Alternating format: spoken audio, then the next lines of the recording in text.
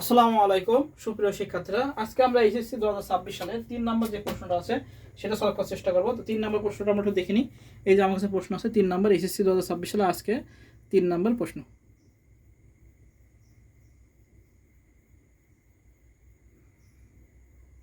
এবার আমরা সলভে চলে যাই। আচ্ছা, কি বলেছে?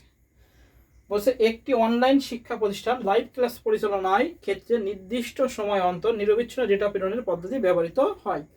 আচ্ছা, প্রতিষ্ঠানে লাইভ হলো ক্লাস, আইসোক্রোনাস, সিনক্রোনাস, অ্যাসিনক্রোনাস, আইসোক্রোনাসের মধ্যে আইসোক্রোনাস হলো লাইভ ক্লাস। আমি গত দিনকেই আমি এটা বোঝাই দিয়েছিলাম। প্রতিষ্ঠানটির প্রধান অফিস ঢাকায় একটি বহুতল ভবন অবস্থিত এবং অফিসের সকল ডিভাইস একই নেটওয়ার্ক সংযুক্ত। অর্থাৎ সম্প্রতি ঢাকার বিভিন্ন স্থানে শাখা অফিস খোলা, মানে বিভিন্ন স্থানে শাখা অফিস তারা অন্তর্ভুক্ত, মানে মেট্রোপলিটন এরিয়া নেটওয়ার্ক। আচ্ছা, অফিসগুলোর মধ্যে যোগাযোগের জন্য একটি বিস্তৃত নেটওয়ার্ক স্থাপন করা আবশ্যক। আচ্ছা, মোটামুটি আমরা বুঝলাম। প্রথম বলছে ইউনিকাস্ট মোড কি। আমরা লিখবো যে ট্রান্সমিশন পদ্ধতিতে ক নাম্বার, যে পদ্ধতিতে একজন প্রেরক থেকে একজন প্রাপকের মধ্যে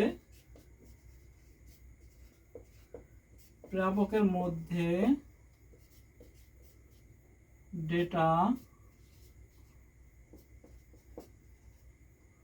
আদান প্রদান হয়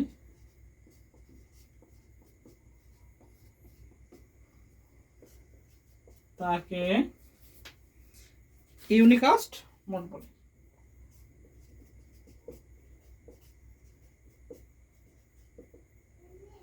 ইউনিকাস্ট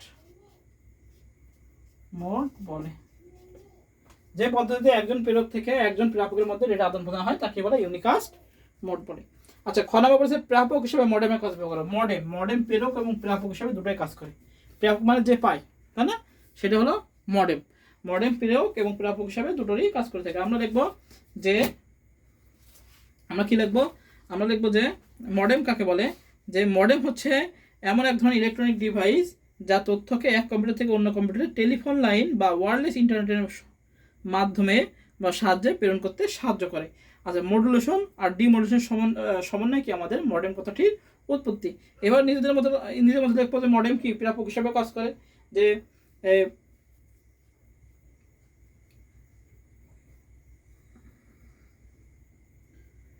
যে কি হয়, যে কম্পিউটার ব্যবহৃত ডিজিটাল ডেটাকে মডেম অ্যানালগ ডেটায় রূপান্তর করে টেলিফোন লাইনে প্রেরণ করে। অপরদিকে টেলিফোন লাইন থেকে প্রাপ্ত অ্যানালগ ডেটাকে ডিজিটাল ডেটায় রূপান্তর করে কম্পিউটার ব্যবহার উপযোগী করে তোলে। এটা হলো প্রাপক।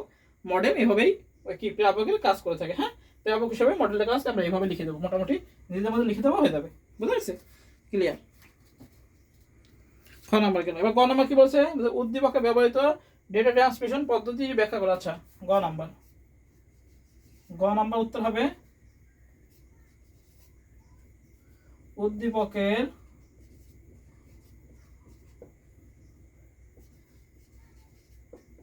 ব্যবহৃত ডেটা ট্রান্সমিশন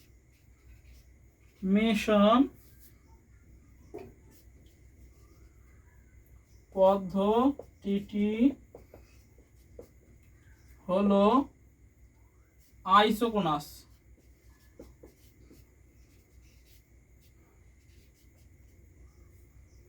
সুন্দর করে লিখি।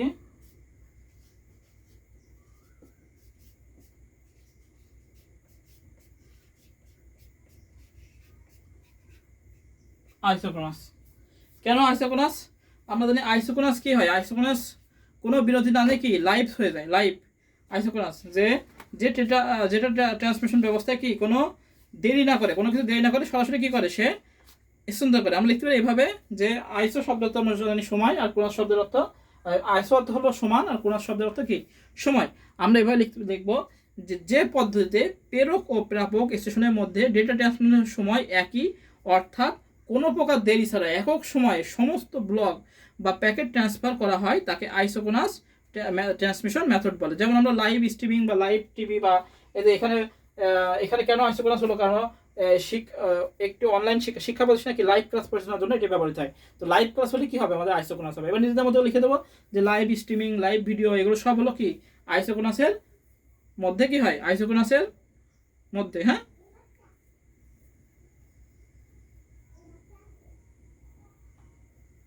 আর এটা সিনক্রোনাস এবং সিনক্রোনাস আইসোক্রোনাস সমন্বিত রূপ। হ্যাঁ, এইটা আইসোক্রোনাসটা। হ্যাঁ, তো আমাদের উদ্দীপকে ব্যবহৃত ডেটা ট্রান্সমিশন পদ্ধতি কি আমাদের আইসোক্রোনাস হবে। হ্যাঁ, যেহেতু লাইভ। আচ্ছা, এবার ঘ নাম্বার আসি। ঘ নাম্বার গুলো আইসোক্রোনাস সম্পর্কে লিখবো যে যে পদ্ধতিতে প্রেরক এবং প্রাপক স্টেশনের মধ্যে ডেটা ট্রান্সমিশন সময় একই, অর্থাৎ কোনো প্রকার দেরি ছাড়া একক সময়ে সমস্ত প্যাকেট বা ব্লক আকারে ট্রান্সফার হয়, তাকে কি বলা হয়, আইসোক্রোনাস ট্রান্সমিশন মেথড বলে।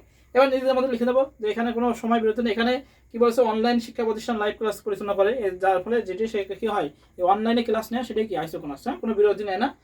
এবার নিজেদের মধ্যে লিখে দেবো। আচ্ছা, উদ্দীপকের বিস্তৃত নেটওয়ার্ক স্থাপনের আবিষ্কৃত নেটওয়ার্কের ধরন উল্লেখ পূর্বক বিশ্লেষণ করা। আচ্ছা, ঘ নাম্বার দেখো, উদ্দীপকের বিস্তৃত নেটওয়ার্কটি ধরন। আচ্ছা, দেখো উদ্দীপকের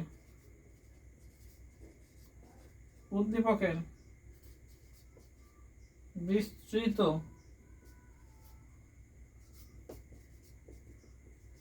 নেটওয়ার্কটির ধরন হলো ম্যান। মানে কি, মেট্রোপলিটন এরিয়া নেটওয়ার্ক, ম্যান। এটা হলো কি হবে, ম্যান হবে। কারণ কি বলেছে, এখানে বলেছে ঢাকা শহরে, এবং ঢাকা শহরের ভিতরে এবং বিভিন্ন অফিস আছে, এবং অফিসের মধ্যে বিস্তৃত, মানে তারাও আর কি অন্য মানে জায়গায় আছে, মানে একই শহরে বিস্তৃত। এই জন্য কি হবে, আমাদের মেট্রোপলিটন এরিয়া নেটওয়ার্ক হবে। যে আমরা দেখবো ম্যানের পূর্ণরূপ হলো মেট্রোপলিটন এরিয়া নেটওয়ার্ক। আমরা সবাই জানি মেট্রোপলিটন এরিয়া নেটওয়ার্ক, এটা হলো ম্যান বা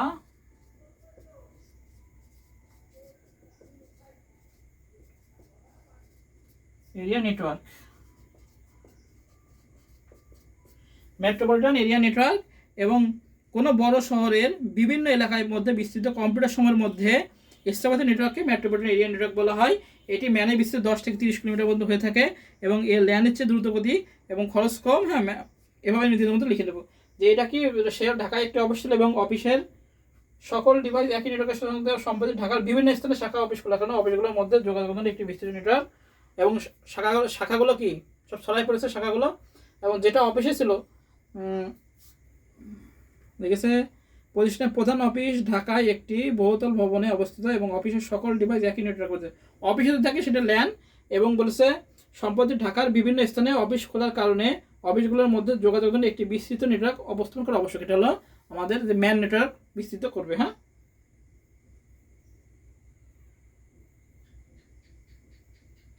এই যেটা ধরেছে, মানে যেটা আছে যে একই অফিস, সেটা হলো ল্যান, একই অফিসে ল্যান আছে, আর যেটা অফিসে মানে বিস্তৃত করবে সেটা হলো ম্যান। বুঝে গেছে?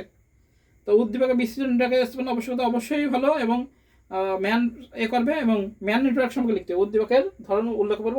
উদ্দীপকের যে নেটওয়ার্ক আছে,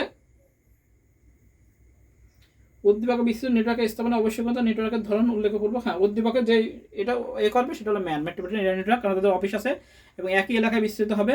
এই জন্য কী হবে, ম্যান নেটওয়ার্ক স্থাপন করতে হবে। এবার নিজের মতো ম্যান বর্ণনা দেবো, যেটা কত কিলোমিটার থেকে হয়, লাইনের চেয়ে দ্রুত গতির, এবার নিজেদের মতো লিখে দিতে হবে এটা। হ্যাঁ, তো এই হচ্ছে আমাদের 3 নম্বরে এইচএসসি 2026 সালের 3 নম্বর প্রশ্নের সলভ। সবাই ভালো থেকে সুস্থ থাকি, সবাইকে আসসালামু আলাইকুম।